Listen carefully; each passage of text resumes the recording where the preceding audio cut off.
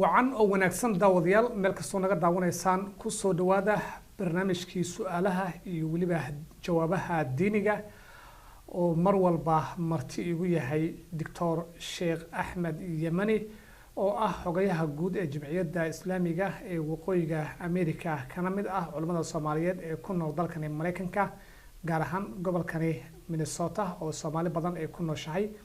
barnaamijkan waxaad ka daawanaysaan stuudiyaha telefishinka Universal oo ku leeyahay magaalada Minneapolis ee dalka Mareykanka anigoo deeq darajo ah ayaa daadihinaya su'aalo dhowr ah oo bulshada Soomaaliyeed ay noo soo direen ayaan jecelahay inaan sheekha wax ka weydiiyo laakiin marka hore Sheikh Ahmed Yamani ayaan jecelahay inaan soo dhaweeyo Sheikh soo dhaw أهلا ما شاء الله بارك الله فيك أدي والله الله وسلامتني تي في كمان waad mahadsantahay su-aasha ugu horeysa waxay leedahay sheekh waxaan ahay gabar Soomaaliyeed hal dhag ayaa ii duran marka sheekh intii aan dhagta kale aan duran horta dhagaha in la durto ma dambi ba بسم الله الرحمن الرحيم الحمد لله والصلاة والسلام على رسول الله جزاك الله خير gabadhan walaashii su-aashii soo weydiisay oo ku saabsan dhegta in la durto dhegta waxa loo durto waa qurxina loo durtay si general in gabdhaha wax kasta isku qurxinayeen hadaysan xadgudub ahaan ama gaar isu okeysiin aysan way banaan tahay soo dhagadi u duranta dhegta kale inay durato waa u banaan tahay insha Allah taala wax dhiman laakiin عكس nimanka uma banaana dhagta inay durtaan ama silis inay gishtaan labadaas uma banaana gabdhaha waa u banaan tahay maadaama isku qurxinayeen insha Allah wallahu a'lam su-aasha labaad waxay ka timid ayadana gabar Soomaaliyeed waxay leedahay ninkeyga wuxuu dhahaa mar walba salaada ha jibinin marka sheekhow ninkeyga salaad ma ka jibin karaa ama isaga ma ka jibin karaa بسم الله مسألة وجمهور كسي وبدينهين صلاة قف كحاسكيس إن السؤال يكسن كجبينين وقبان لكن هدور بينه كويسيست قف كلا إنه كويسيست كويسيست واحد مال هدور هو إنه كويسيست هو كويسيست لكن قف دوير ميجي جبينيس ما كجبينيس إن شاء الله تعالى تاسن حوق بدن والله أعلم waayahay su-aasha saddexaad waxay leedahay sheekh ilmo ayaa ii saqiiray marka haddii aan dhinto oo la idoogo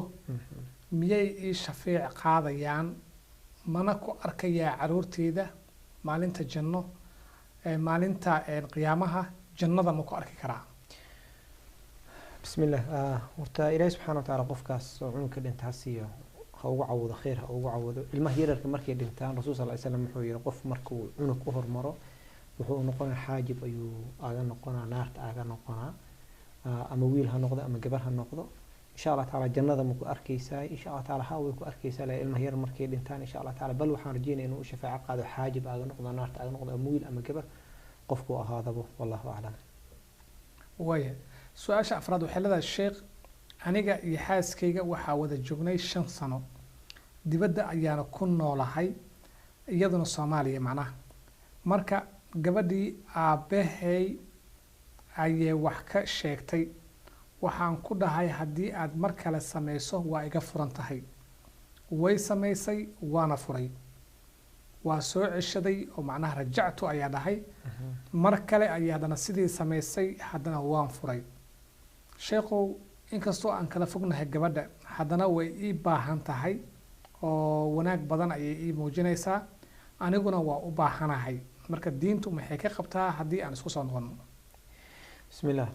ورتا وحا آد وحن ولا جنحة قفك إنه قفك كالوالد ku xad gudbo labadan qof hadii iskhilaafaan ama si wanaagsan ha u wada joogan ama si wanaagsan ha u kala tagaan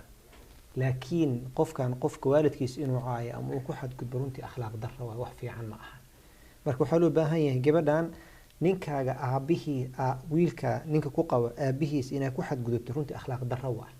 ninkan sidoo kale xaaskiisa waalidkeeda inuu ku xad gudbo akhlaaq darro dadkaas waxa idin ka dhaxay mal ixtiraama idin ka dhaxay gabadhana idin ku joogto ama wiilkana ku joogo hadaa isfahmaysaan wada jooga hadaa isfahmayna si walaaltinimo u kala taga runtii waxaan la yaabay markuu qof kale ku xad gudbo oo laba qof isdagaashi isceejisay ama wax isku sameeyay ama iscaayisay waa gartay laakiin waalidkan loo xad gudbo runtii waa caruurnimo waa wax wanaagsan ma ahan kulli asiireynimadiisa ku xiran tahay qof waalidkiisa caay haduu soo ceshanayo oo dhahay waa soo ceshanayo ay baahan tahay ayaga u taalay taas waa diiniyan wuxuu diiday ama xaaskiisa inuu soo ceshto laakiin asiireynimadiisa waa taas si u taalay waayahay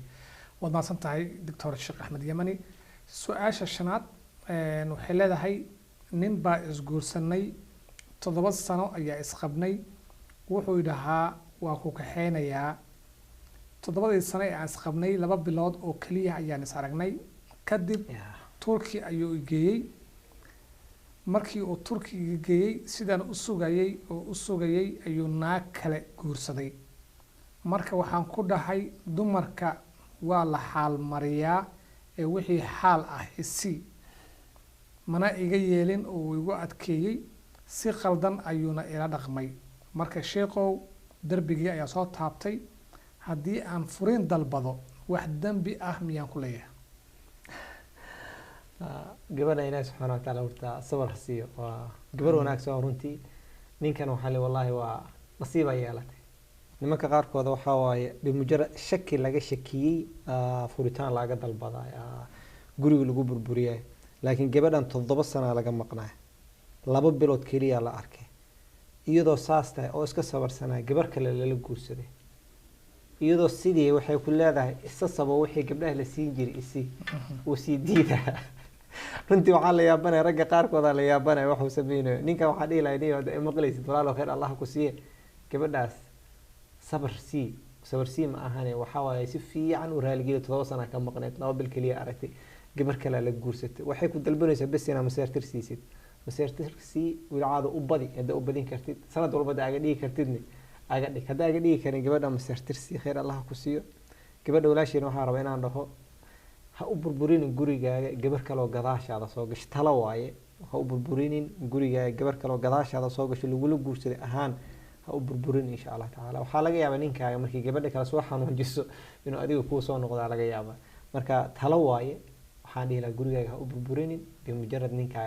gabar kale uu guursaday ninkan waxaan dhihi lahaa iyo ninkaas oo arrintaasi ku dhacaysa oo ku dhacdayba xaaskaaga niman yahow arrintan aad u soo badatay ustaad nimanka inay gabar wadanka joogo soo guursadaan wadanka iska joogo 5 sano 7 sano maqnaado gabar kale meeshan ama gaabay ha ka dhigta qarsado ama dii kale si official u guursado tii xagga iska joogto uusan u tagin hadduu tagana ama uu ku dhibaato runtii arrintaas waa arrin dhib cadaalana ma aha runtii rasuul sallallahu alayhi wasallam wuxuu yiri qofkii laba xaas yeeshto oo cadaalo u sameeyay way aakhira wuxuu iimaan asoo dhinaciisa raarac u iimaana marka dadkaas ilaahay nagu madaro hadii aadan cadaalo sameyn karin walaalow iska daa xashaada ku ekaa feen khiftu man la ta'dilu fa wahida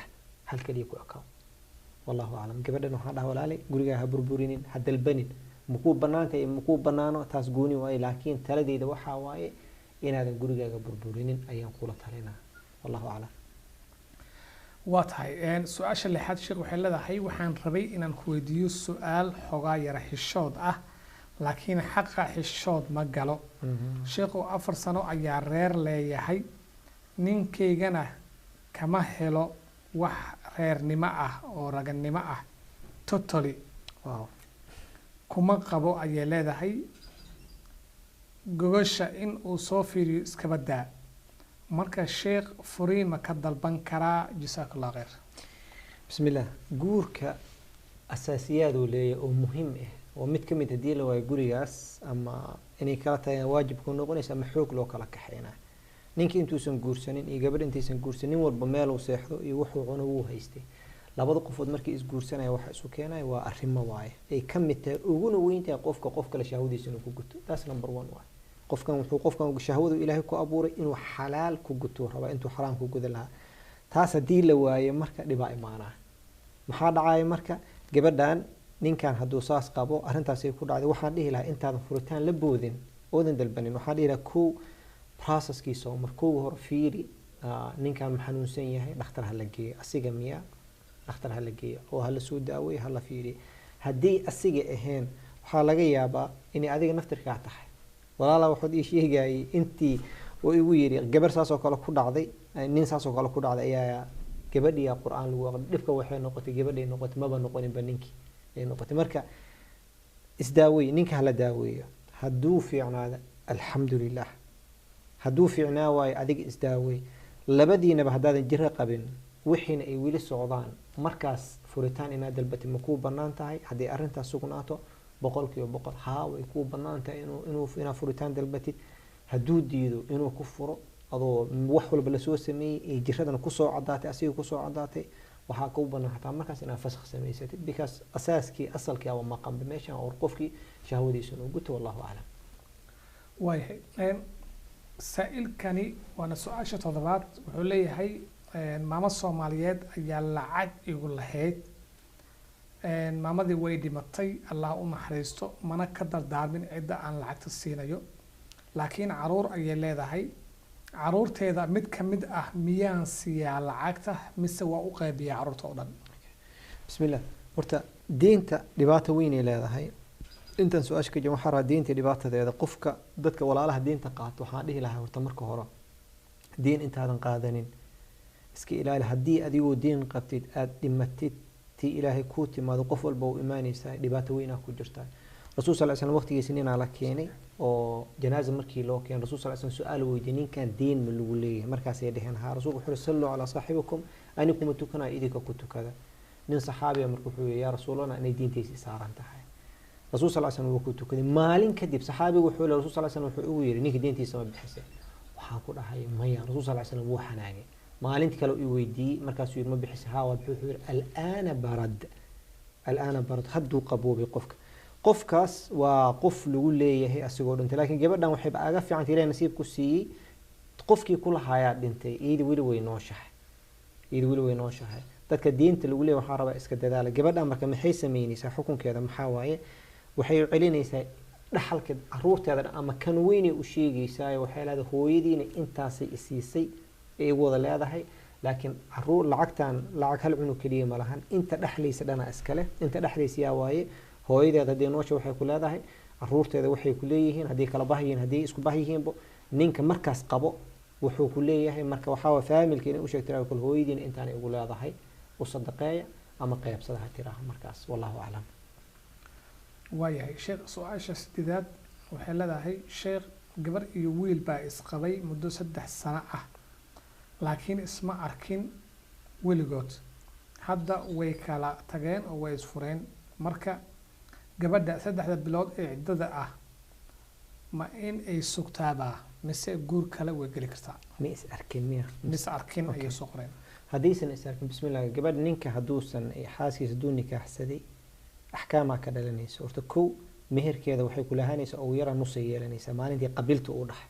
hadduusan weli arkin waayo laba hooyadiisa immediately meeshaas ay ku noqonaysaa iyada haddii la furo cidda may tirsanaysaa maya haddaan la arkin haddaysan is arkin jamaaci samaynin ma tirsanayso haddii laakiin ay is arkeen ay wax badan kala maqan yihiin taas waxay noqonaysaa marka ama xalay ha isla joogaan ama 5 sano ka hor ha isla joogaan marba haddii is arkeen cidday tirsanay laakiin haddaysan is arkin cidda ma tirsanayso maalintuu furi maa labaad nin kale waa guursan kartaa wallahu aclam waayo su-aasha sagaalaad waxay leedahay sheekh 3 cunug ayaa la igu qalay waxaan qaataa kaniiniga ka hortagga dhalmada marka dhiigga caadada ah ayaa igu dheeraaday wuxuuna gaaraa ilaa 12 maalmood marka goormee ayaa ka daahir noqon karaa bismillah alxamdulillah wasalaatu wasalaam ala rasuulillah dhiigga oo caadada oo gabadha markay qaadato daawo qaadato kiniinaas markay qaadato always waxaa imaada confusion isku qasmaa midda waxay noqonaysaa marna istixaada ay noqonaysaa marna dhiiga gabadha haddii dhiiga kala taqaano uu dhiiga yahay dhiiga caadada uu yahay ilaa 12 maalmood caadi waaye maalintii ay ka qabaysanaysa dhiiga caadada waxa ugu badan si culimada jumhuurku u badan yihiin 15 maalmood oo badan hadduu yahay dhiiga caadada waa wax isku qasan ahayn ilaa 12 maalmood marka maalin 13 maalintii qabaysatay salaadeeda bilaabaysaa laakiin asigoo dhiiga caadi hadduu 15 maalmood dhaafo maalinta 16aad way ka qabaysanaysaa salaadeeday tukanaysaa istixaada xukunka lagu noqonaa markaas laakiin 15 maalmood waxay keenay hadduu yahay dhiiga caadada ay taqaana hadduu yahay wax dhib ma laha insha Allah taala waa maasan tahay ustaadi su-aasha tobanaad waxay leedahay sheekh inta badan cunugayga ayaan ka bedelaa saxarada xafaayadda ayaan ka tuuraa waxaan isticmaalaa wiper waxaan ku tirtiro ayaan isticmaalaa salaada miiga jabaysaa markaas macnaheedu waa hooyo oo cunugeeda daybarka bedelaysa private areagiisa inay taabataa laga yaabaa iyadoo daabarkiisa insha Allah may insha Allah taala kama jabaysa hadii hooyadiis tahay daabarka inay ka bedelayso insha Allah taala si culimada qaarkood ay dhaheen maadaama hooyada markaas arrintan ay ku jirto kama jabaysa insha Allah xitaa haday taabato xataa haday taabato hooyadii tahay meesha cunugka kaadinaya haday taabato gacanteeda ku dhacdo haddii wipe ku tirtirto lana korkeeda ma bataaban wipe kaas u dhaxay taas 100% hadalka ma taagna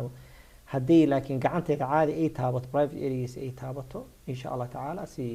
raajix wallahu aclam inaysan weyse laga baahnayn maadaama waxaan wax soo noqnoqonayo uu yahay cunuga hooyadiisana ay tahay aysan shaqaaleyn cunuga hooyadiisa ay tahay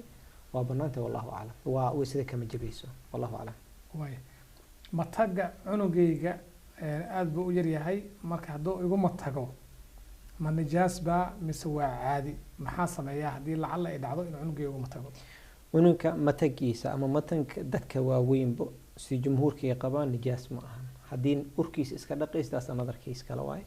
laakiin adoo salaad ku jirto kugu mantago ama uu kugu dilqo ama salaada banaankiisa haduu jirto kugu mantago weysana ma jibiyo nijaasana uma baahan laakiin urkiisa in la iska dhaq wax wanaagsan waaye wallahu aclam waay su-aasha 12aad waxay leedahay sheekho wiil ayaan isjeclaanay isagana naag kale ayuu qabaa qatar wuxuu igu dhahay walaalay reer ayaan leeyahay ee iska kaydaaf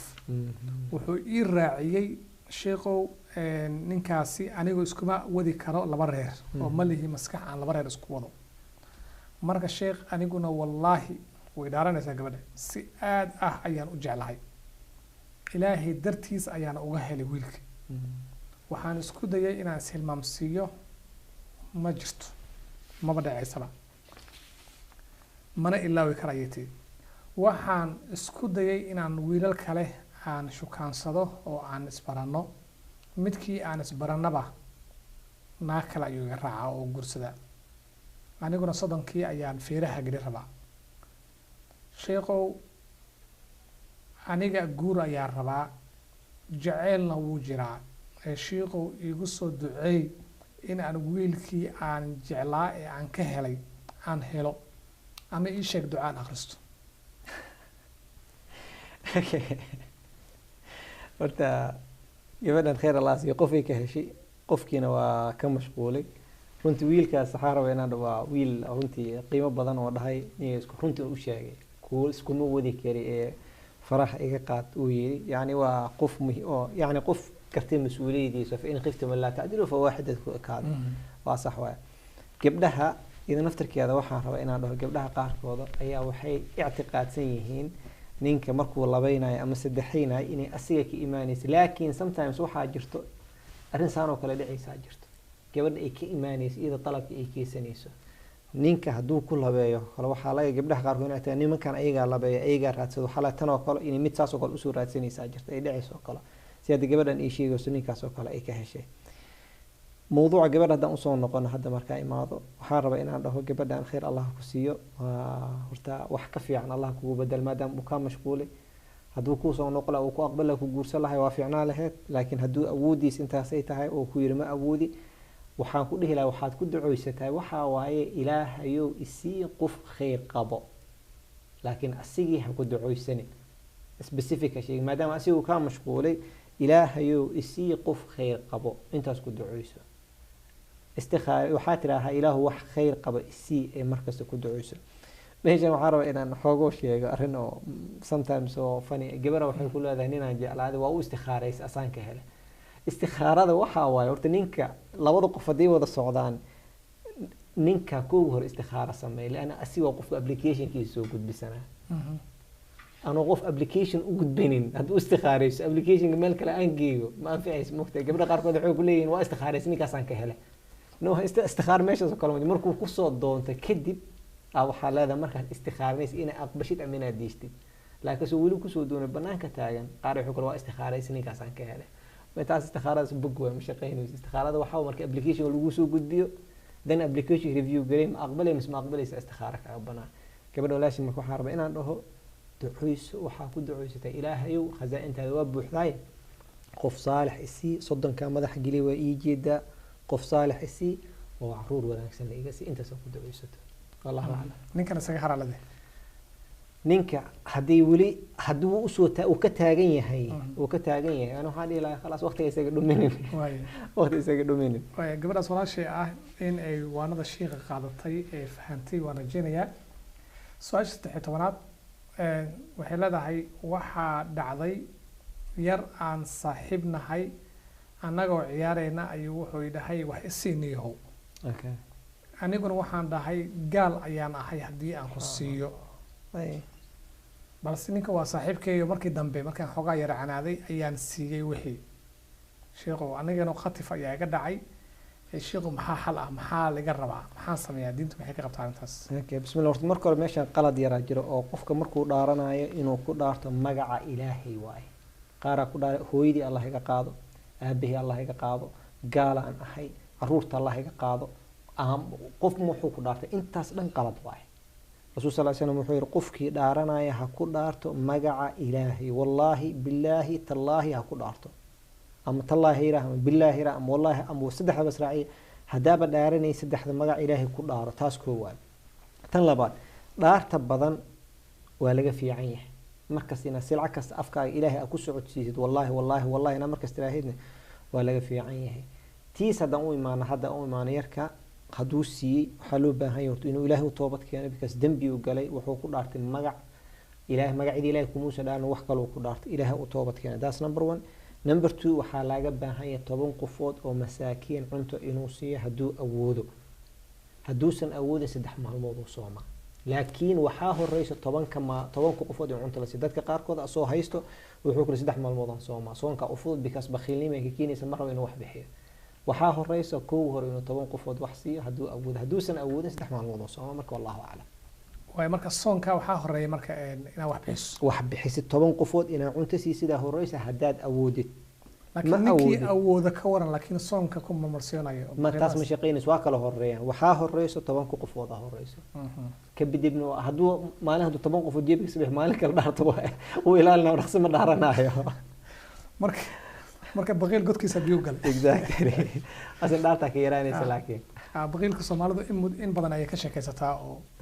ninkii ugu darnaa waxay ahayd sheeko aan ku maqlay tolkiisa u tagaa la yiri marka ninkana baqiilnimo lagu ogaa marka waxaa la yiri niyo bal darbigaas ayaan rabnaa inaan ku wareejino khabuuraas ayaan waxaan rabnaa inaan ku wareejino darbi marka waxaan rabnaa in lacag aad bixiso aan isku darno ninka inuu yara aamusay ayuu fikiray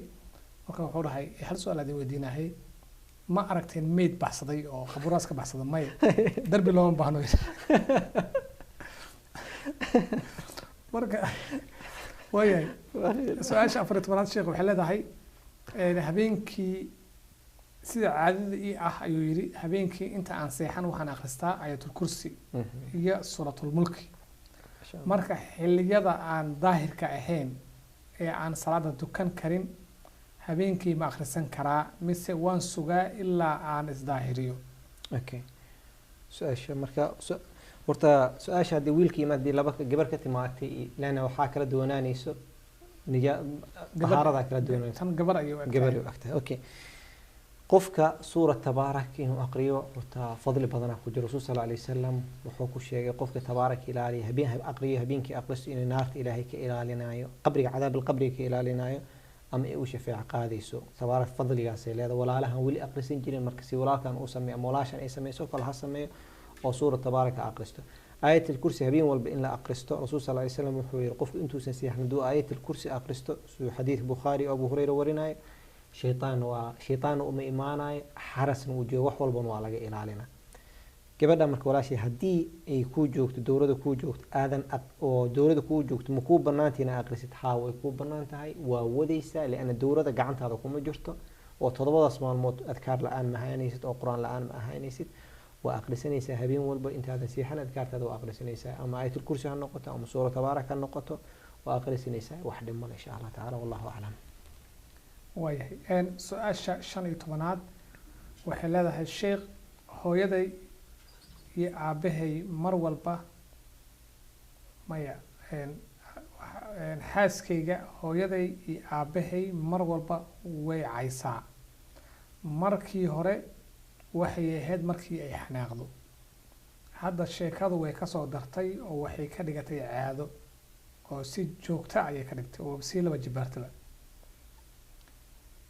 sheekhu maxaa sameeyaa maxaa tala ah anigu waa yaabanahay ayuu leeyahay wiilkan aniga waa yaabanahay adiguna waa yaaban tahay hooyadiis iyo aabihiis caynaysaa runtii waa yaabanahay wallahi hooyadii aabihii caynaysaa marka hore markii sheekha ku yaabay aniguna fadhiyaa runtii waa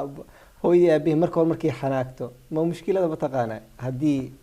qaladka dii marka koobaad la istaajin waaye waa socona gabadha marka hore waxay ku marmasiin jirto waa xanaagaysa markii xanaagto ee hooyadiisa aabihiisa waxaynaysa maalintaas hadduu dhihi lahaa stop this is right waa khad axmar waaye hooyadii iyo aabahii nimanka waxaa rabaa saraaxa raaxa qof walbo imaqla walaadka waxaan rabaa inaan dhaho hooyada iyo aabaha wax adduunka u dhigma ma jiro period hooyada iyo aabaha wallaahi milyan naagaa joogto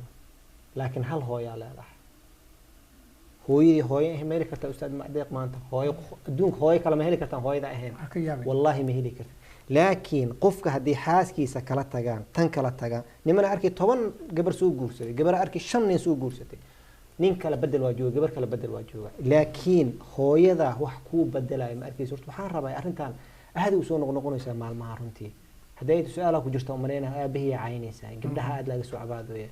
runtii arrintan arrin qalad waaye aad iyo aad qalad u ah waaye hooyadii nin qaladkan gabdhaha ma saaray nimankan saara laana qofka haduu xuduudiisa ilaali way halagu istaaga markaas maxay dhan riwal meesha dhigta lagu goora soo ma ahayn ninka haduu hooyadiisa aabihiisa difaaci waayo hooyada aabaha ma aha bir familka iyo qabiilka iyo adiga hoos ka wada darta marka bir ay noqonaysa waxaan rabaa markii aan dhaho hooyada iyo aabaha gabar caynayso oo markii hore xanaaq ku caynayso hadana caadi u caynayso waxa ka qaban lahayd runtii taas su'aal bay u baahan tahay maleena qofku wuxuu qaban lahaa jawaabna uma baahno su'aashaas adii raga jawaabteeda adii raganimadaada ku taala intaas aan ka baxa way ama commentiga akhriso dadka qaar ayaga exactly ha wallahi runtii aadan la yaabay way su'aasha 16aad waxay leedahay xaaskeyga waxay igu qasabtay in aan dadka u sheego in ay gabar tahay laakiin runta ma ahayn sidaasi waa garoob aniguna waan ka aqbalay macnaha ma rabto in la ogaado iyada in muddo ah kadib hadda bishii nikaaxa ayaa soo dhow oo mar dhow ayaa nikaaxa geli doonaa maxay diintu qabtaa haddii macal shiiqa igu meherinaya naftirkiisa aan ku dhaho macnaha gabadhan waa gabar diintu maxay ka qabtaa inkastoo ani aan raali ka ahay laakiin diintu raali ma karti Soomaali waxa tartiib lafaa ku jirto Soomaali gabadhan maxaa keen inay ku tiraa waxa dadku u sheegtay inay gabar ay maxaa keen su'aal meesha u baahan waa gabadhan garoob in la guursado ceeb ma ahan laakiin maxaa keen inay tiraaho gabar ahay dadku u sheeg maxaa keen waa question marka meesha ku jira waxa ku jira waxay noqotay waxa ku jirta tayib waxa dhihi lahay marka horta khiyaano guurkan bixi markii la isqabsaday gabadhan waxa la markii is guursadaan inay tiraani gabaran ba ahaybo ninka ma diidi kara markaas ma dhigi kara garoob ay ahayd gabaran ahay tayib gabaran ahay haduu markii is khilaafan asuu gabar ma ahan uu yiraahdo yaa loo tagaa markii yaa la weydiina qaadiga iyo labadii marqaati ma ho meesha waxay noqonaysaa markii khiyaano noqonaysaa gabadhan khiyaano waa ninka ma banaano inuu yiraaho khiyaano sheekhan uu sheego marqaatina been loo marqaati shaahid zuuru ka dhigaa markaas gabadhan haba sheegi maxaa sheegi gabar garoob waxay tahay waa ku aroosa la dhakhalaas yaa nin qaadi kuma qasban wili naaga waa lagu nikaaxay niman ma arkin qof dhahay gabar ma mis garoob waaye hadii dhagto uu sheegis waxay ku faa'iideynaysaa ma laakiin shardi hadii laga dhigay hadaba carabaha kale masar oo kale marka tagtid hebel oo ku daray gabar oo bikr ah anaga laakiin ma leenahay aniga hebel waxaan ku daray hebel waana aqbal intaas ala leey intaas ka badan hadii rabto timir lafaa ku jirto ma banaana khiyaano in lagu sameeyo marka wallahu a'lam waayahay son ayaa la igu lahaa sheekh aniga uur leh saatana uur leh ayaa son igu soo galay marka dhowr maalin ayaa lagu lahaa mid kale ayaa dan igu soo galay sidoo kale maalmo ayaa lagu yeeshay kii saddexaad ayaa hadda soo socda maxaa sameeyaa sidee u qalayaa horta waqtiyadan waxa aad u soo badan doonta dad bishar Jumaad al-aakhir oo Rajab Shacbaan oo soo socday waxa aad u soo badan doon soona lagu leeyahay gabdhaha Ilaahay markiis waxa soonka markay furaan ma sameyn karaan bil walba 2 maalmood 3 maalmood inay ka soon gabadhan waxa laga yaabaa in uurkan ay ramadaanka inay uur leed ama nuujinaysay ama keeda caadada ah 7 maalmood inuu aaga jabay laga yaabaa tayib way sugaysaa 12 bilood markay soo cabto bisha ramadaanka la soo gaaro markaas uu ku leeyahay ramadaanka la igu soo galo maxaa sameynaysaa qofkii ramadaan jibi general speaking qofka haduu ramadaan ka tago ramadaan kala kusoo galo 11kaas bilood marka hadduu awooday inuu gudo uu gudi waayo qofkaas waa dambiilo inuu ilaahu toobad keeno u baahan yahay sida ugu dhaqsaha badan inuu gudo culimo qaarkood waxayba ku daran kafaare ugu daraan laakiin waxaa laga rabaa waxa qofkaas ku hor inuu toobad keeno si uu dhaqsaha badan uu gudo haddii laakiin uusan awoodin مثلا gabadhan uurayba lahaydba uurkii ku soomi weysay markay bilooyin kadib way dhashay nuujinay bilowday way soomi weysay ramadaankii kala ku soo galay ramadaankii kala marna waa soomaysa marna waa fil marka gabadhaas oo kale xuquuqeeda maxay noqonaysaa wax dhib bala maalintu ilaahay cudurdaarka ka qaado ayay soomaysaa laakiin waxaan rabaa si general nasiixa ahaan gabdhaha walaalihii oo aad ii daawanayo waxaan rabaa inaan bishii مثلا sanadka waxa u jirta 12 bilood adiga dhan waxa lagu leeyahay ka soo qadsado maalmood lagu leeyahay bil walba 3 maalmood bis hada ka soontay 10kii maalmood hal maalin hada soontay within 10 months soo maalmood waa soontay laakiin waxa u baahan tahay bis calculation inaa samaysateen qasab ma inaa isku wada xirtid qaara waa soonan qalaynahu kule 5 maalmood oo suxura waa daalay maxaa qalan guduye waxba dadka u sheegay inaa qalo guduysid waxba naftaada hadilin saa u gudi karto u gud bishiiba hal maalmood Allah ka dhigo gabadha 30 bilood 30 maalmood lagu leeyahay 10kii bilood bil walba 3 maalmood kaliya ka soon waxa arkaysaa marka adigooba intii laga rabay ka badan basoontay wallahu a'lam su'aasha deetoonaad waxa la sheekh nin baa wada joognaa waana odagayga in muddo ah ayaa wada noolnahay wuu iga diidaa inuu salaamo hooyaday markay soo hadasho iyo markay timaadaba wuxuu dhahaa markaan ku dhaho walaalo hooyo salaan wuxuu dhahaa hool ayaad hayaa waan mashquulsanahay sidan ayay wax iga yihiin aniguna aad baan u xanaaqaa oo arintaas aad bay ii dhibtay ninkani ka mermeraya hooyaday in muddo ahna waa sugayay oo waa isku dayn la hadashiyo marka sheekhu diinta maxay ka qabtaa arintaas بسم الله horta general nimanka waxaan rabaa inaan ku dhaho xaaskaaga hooyadeeda waa hooyada hoo kale waa sodohda gabadhaada qalbigeeda hadaa rabtid inay heshidne waalidkeeda inay ixtiraamid waaya nimanka مثلا xaaskayga maalintii hooyadii wacdo waa farxay because hooyadii wuxuu taas macnaheedu waxay tusaysaa adiga iska daaya xataa waalidka waa jeclahay ninka maalintuu xaaskiisa hooyadeeda wacane sidoo kale xaaska waa farxaysaa waxay leedahay marka ma sha Allah ninkaaga ihtimaam badan oo familkaaga siinaya marka waxaan dhihi lahaa inuu waco uu salaamo way fiicantahay qasam ah markaas in la sameeyo laakiin bishii hal mar labadii bil hal mar ramadaankii ciidihii oo kale waqtiyadaas oo kale in la waco karo way fiican tahay laakiin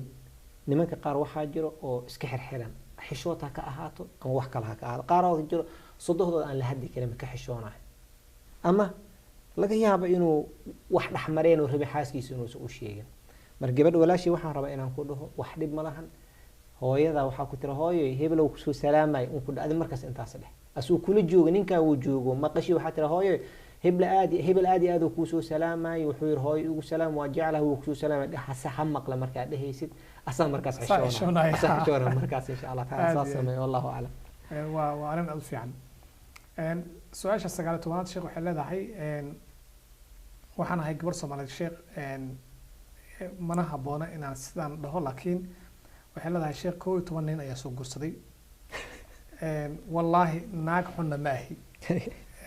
iyadoo waxay leedahay naag xun maahi gabar aad u fiican aan ahay akhlaaq badan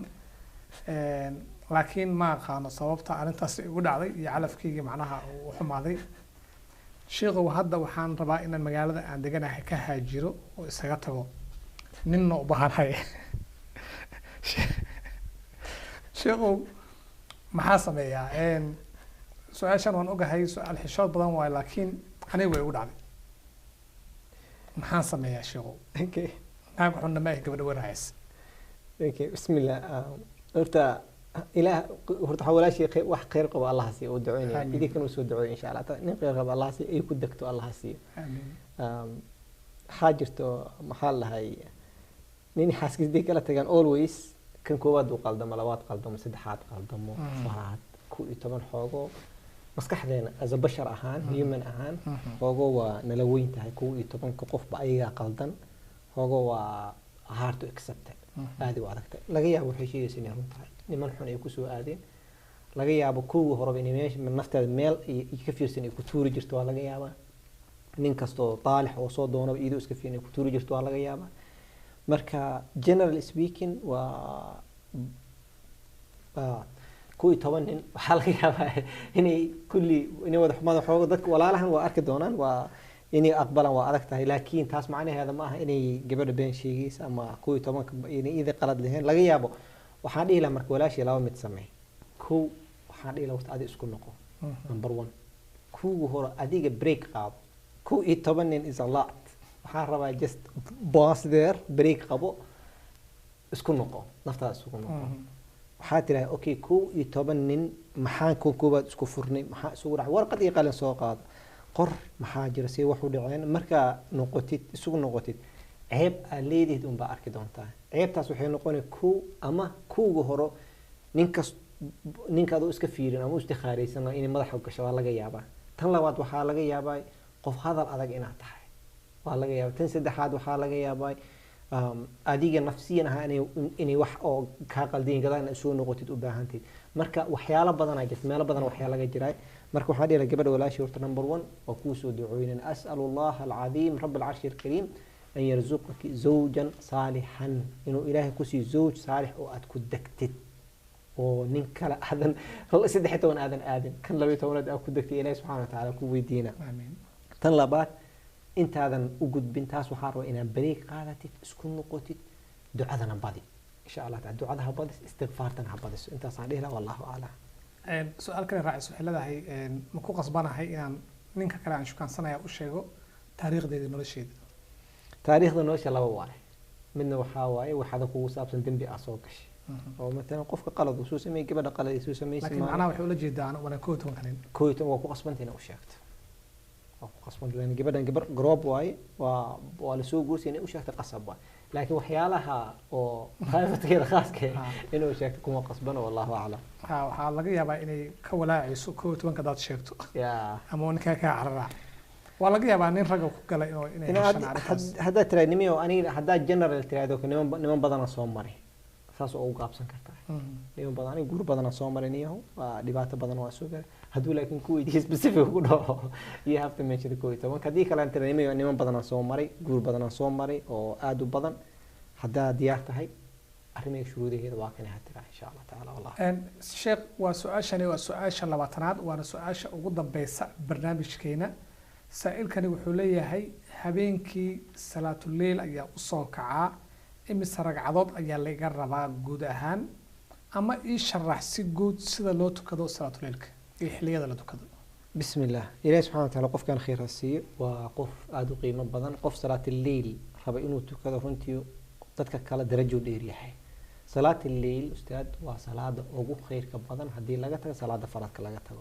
صلاة كل خير بدن تهي salaada waajibka ugu khayr badan hadii salaada waajibka aan ka tagana salaada ugu khayrka badan waxa waay salaad qiyaam leelka waay salaada habeenka la tukado rasuul sallallahu alayhi wasallam xadiidkiisa noo sheegay afdal siyam wa siyam daawud wa afdal salaana waxa waa salaat al-leel waay salaat al-leel siyam daawud maalin uu soomi jiray maalin uu afur jiray siyamka salaadana waa salaada habeenka qiyaam leelka la tukanayo goorma la tukadaa وقتها لا تكذا عشها مركا السلام عليكم تراها صلاة الليل وتكن كرتا إلى صلاة الصبح لقى جارع قورما أو فضل بدن هبين كمركا سدح من لو قيبت قدام بيس أي أو فضل بدن ما يقرك على تكذا أنت رتيدا تكن كرتا هل ركعة أوير كن ركعة تكن كرتا ولما قارنوا حين وحاو في عن سدح تبرك عسود النبي صلى الله عليه وسلم تكن كري لكن هدارة تتواقب بدين كرتا وحاربة marka inaan dhaho waxa yeelataay number ugu hooseeyo yeelo مثلا dadka aan wali bilaabin oo kale waxaan rabaa inaan dhaho 3 ragcadood ku bilaab 3 ragcadood waxa ku aqristaa qul huwallah qul a'udhu birabbil falaq qul a'udhu birabbin nas 10 aaya rasuul sallallahu alayhi wasallam xadiis wuxuu noogu sheegay qofkii ku tukada 10 aaya ku tukada habeenkii lam yuktab min al-ghafilin qofka ghafilin dadka habeenkii waa la jiifay maahine marka soo kacday listiya jiro dad ghafiliinta lagu qoray dadna غافلينتو كبدبادا لكن iska dhaxdhaxaad waaye dadka kunka ay boqolka ay qofku tukado darajo sare la siiya kunku qofku ku tukado waa qofku u sii sareeyo waaye marka darajooyin ay jirto dadna waxa waa markuu soo kaca غافل aw qoro subaxi waa habeenka dhan uu ka saxdo muusan tukanin marka 10 rakaco hal rakaco saddex iyo toban ragco intaa awoodid witr un sameey 10 aayad ku tuko saddex ragcana ha kuu yaraata insha allah tacaala laakiin hal ragco waa tukan kartaa meeqaa kugu badan intaad awoodid tuko inta awoodid tuko wallahu aclam ilaahi subxaana watacaala ha nagu arsaaqo qiyaam liilka waa salaad oo dadka badi ay dhib ku tahay wallahu aclam